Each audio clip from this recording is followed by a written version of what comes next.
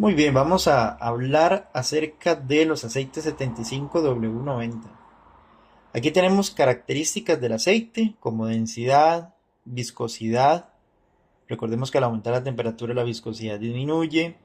El calor específico, que es la cantidad de energía que puede transferir, ¿ok?, por unidad de masa y unidad de temperatura. Conductividad térmica, como todo fluido también puede conducir energía. Y coeficiente de expansión térmico, al recordar que los fluidos pueden expandirse al calentarse. Bueno, empecemos primero definiendo lo que es un ciclo térmico. Es el proceso de calentamiento y enfriamiento que experimenta el aceite durante un uso típico, o sea, es encender, usar y apagar.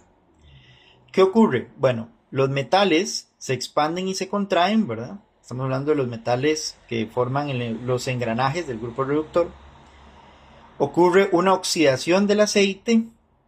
Ok, de eso vamos a hablar ahorita porque a mayor temperatura, mayor es la reacción con el oxígeno.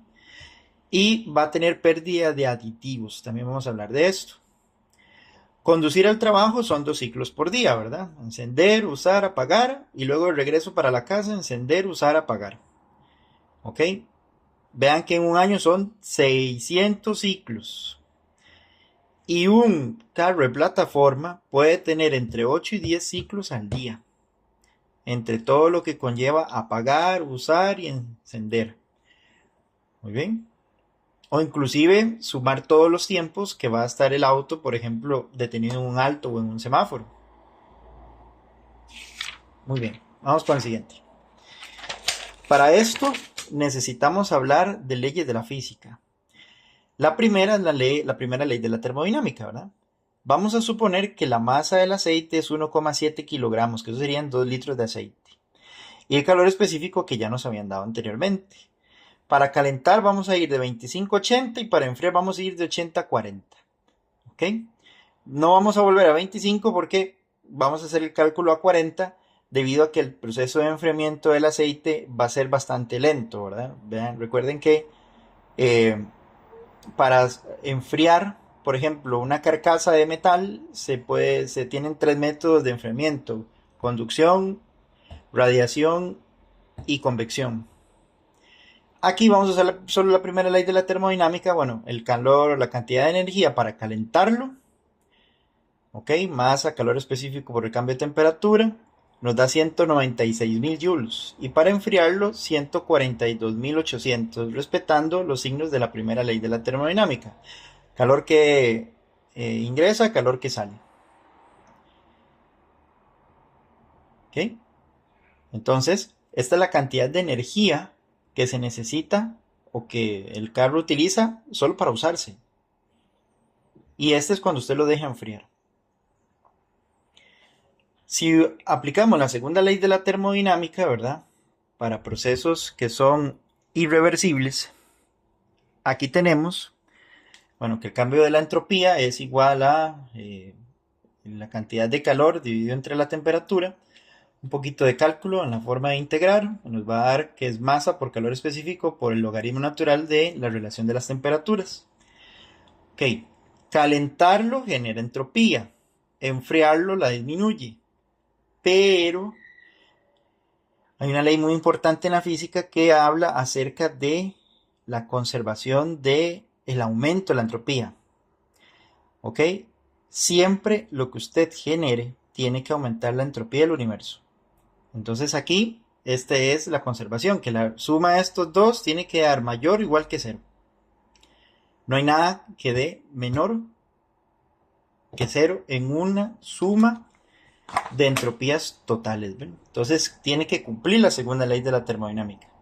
¿Por qué este dato es importante para nosotros? Bueno, porque cada ciclo añade entropía al aceite. Eso significa de que se traduce en una pérdida de propiedades, ¿okay?, lubricante en este caso, y hace aumentar la oxidación del aceite. ¿Okay? Ahora, ¿cómo sabemos con qué velocidad ocurre esta oxidación?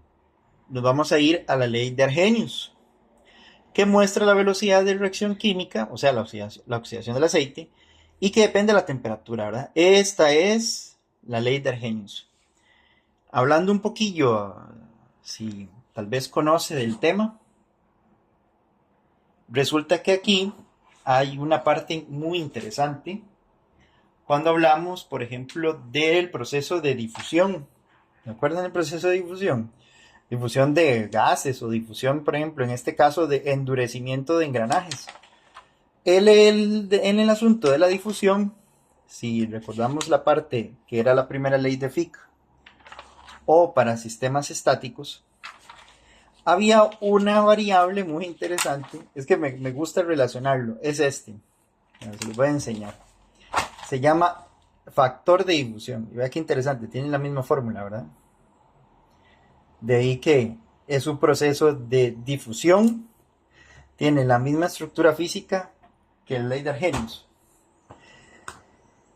que muestra la velocidad de reacción, que es una función exponencial. Y esto es muy importante para entender el mecanismo, porque si nosotros dividimos las velocidades a 90 grados Celsius y a 70 grados Celsius, por ejemplo, para aceites la energía de activación es 100 kJ por mol.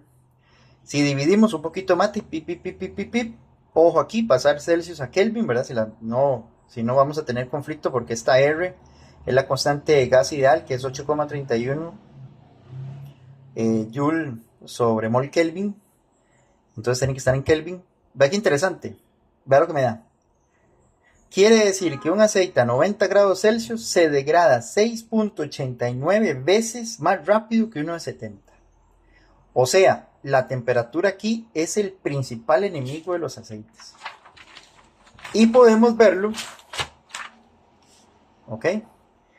Por medio de una gráfica, ¿verdad? El calor acelera la ruptura de enlaces químicos del aceite y el oxígeno disuelto en el aceite reacciona con los hidrocarburos. Si usted me pregunta, ¿cómo? Démosle un pequeño repaso a la química. Ok. Inicia por la formación de radicales simples, ¿verdad? Entonces aquí tenemos el hidrocarburo, reacciona con oxígeno y aquí tenemos los radicales simples. Esto va a generar una reacción como en cadena, porque estos radicales simples, por ejemplo, vuelven a interaccionar con el oxígeno y ya empieza a formar hiperóxidos. Porque este amiguitos otra vez va a reaccionar con oxígeno y con hidrocarburo y forman los hiperóxidos. Pero estos hiperóxidos también en algún momento van a empezar a ser productos secundarios. ¿Ve? Como son los ácidos. ¿Okay? Y como último paso, terminará siendo los lodos. Y aquí mire que tenemos agua. Hemos cambiado muchos aceites donde hay presencia de agua y de lodos. ¿Ven? Por eso es importante cambiar el aceite justo a tiempo, cuando lo indica el fabricante. La energía que disipa un reductor está entre el 1 y el 3% de la energía total de un motor. Entonces, en un motor de 120 kilowatts, el 2% es 2,4 kilowatts. La cantidad de calor por kilómetro va a ser la energía por kilómetro por un 2% por el tiempo en segundos, porque el tiempo... ok, es que la energía por kilómetro es la capacidad de la batería entre su autonomía. Estos son los datos de un Dongfeng 14 Friday. ¿Ven? La batería entre su autonomía, bueno, la que dice el manual.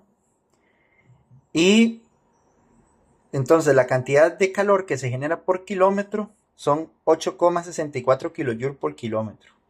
Ahora ve qué interesante, porque entonces en un Uber por día va a generar 3 millones de joules de calor. Y en toda la vida útil del aceite va a generar 259 mil millones de joules. O sea, es demasiada cantidad de energía. ¿Sí? Ahora, vean qué interesante esto que quería mencionar. Por convección, ok, aquí fueron datos experimentales, es lo que he visto yo en taller. Vamos a suponer un área de 0,5 metros cuadrados. Vamos a considerar una constante de convección de 25. Ya les voy a contar de dónde saca ese número porque sí me costó un poquillo encontrarlo. Y la potencia esta de 2,4 kilowatts, que es lo que va a disipar de energía el grupo reductor. Vamos a decir que 66,66% del calor lo absorbe el aceite y un tercio solo se irradia. ¿Para qué? Se me va a decir. Bueno, para esto. Cuando la circulación del aire es estático, o sea, no hay aire que enfríe el grupo reductor, las temperaturas pueden llegar hasta 89 grados Celsius. ¿Ok? Y como lo ha visto usted por medio de la ley de Arrhenius que expliqué antes, 90 grados Celsius involucra una aceleración más prolongada de la oxidación del aceite. ¿Ve? De aquí saqué la H por aquello. ¿Ve? Fundamentals of Heat and Mass Transfer. ¿Qué con esto? Es algo que me llama mucho la atención. Usted ha visto, bueno, estas son la aerodinámica de un vehículo, ¿verdad? Esto es ley de Bernoulli. Que estas son las líneas de flujo de aire, ¿verdad? Que pasan por encima y por debajo del carro. Cuando tiene forro, el grupo reductor está aquí y el aire pasa por debajo del forro y chao pescado. Pero ¿qué pasa cuando no tiene forro? Se genera una pequeña turbulencia aquí, justo debajo de donde está el eje, y hay una interacción de ese aire que está pasando por debajo con el grupo reductor, o sea, lo enfría más rápido. Entonces, el forro es muy bonito porque no nos ensucia el motor, pero ¿qué está pasando termodinámicamente? Hace que esta temperatura se mantenga por más tiempo. Y un detalle importante que quería comentarles es la norma ISO 4406, Thermal Oxidation and Lubrication Oils, que dice que los 75W90, los oxidantes de ese aceite, caen del 100 al 65% en las 500 horas o 30.000 kilómetros de uso. ¿Ven? Y nosotros hemos cambiado aceite, el primero que traen la mayoría de carros eléctricos, en menos de este tiempo, en menos de este kilometraje, y aquí un 20, un 10, un 0, un 30. ¿De qué va a depender? De la calidad de aceite que usemos. Porque 75W90 hay muchos. ¿Okay? Y todos estos cálculos que he hecho yo están con base al aceite que usamos sin Ibifil. Muy bien. Gracias.